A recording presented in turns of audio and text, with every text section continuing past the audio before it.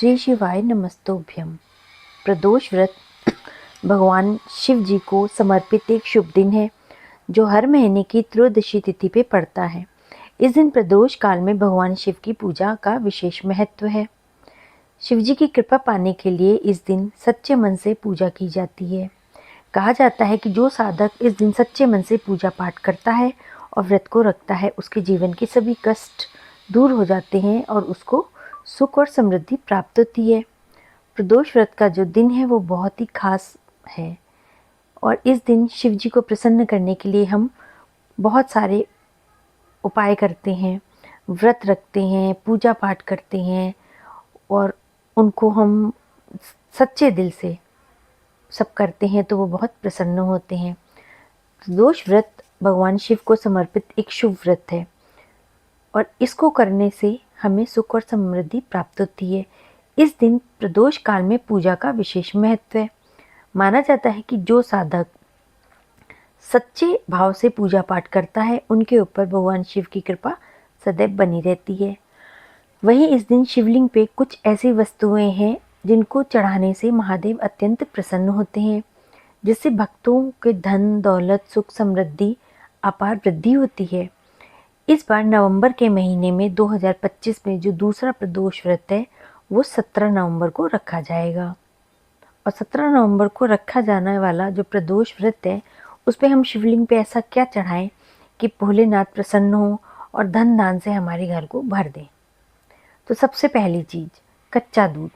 शिवलिंग पे गाय का शुद्ध कच्चा दूध अर्पित करने से मानसिक शांति मिलती है, पैसों से जुड़ी हुई रुकावटें दूर होती हैं। अगर सोम प्रदोष हो तो यह और भी अधिक शुभ माना जाता है।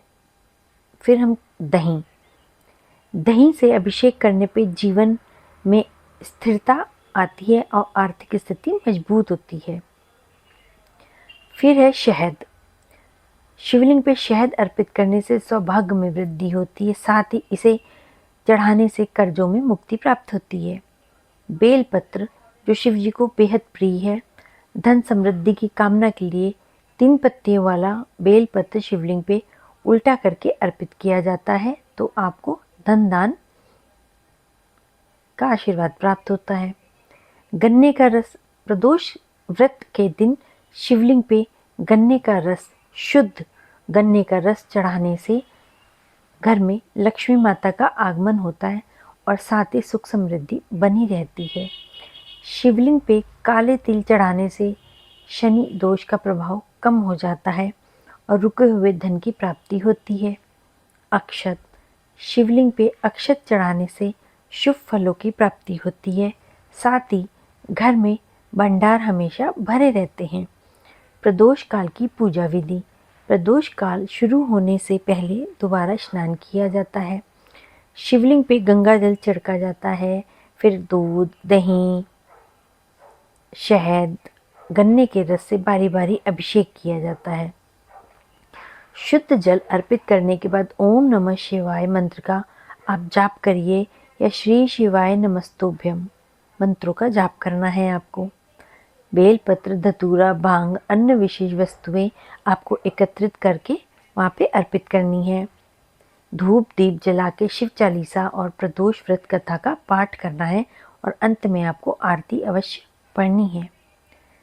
इस प्रकार से आप अगर इस दिन ये सब करेंगे तो आपके घर में धन धान्य की कभी कमी नहीं होगी और हमेशा आपके घर में शिव जी की महाकृपा बनी रहेगी और वो हमेशा प्रसन्न रहेंगे।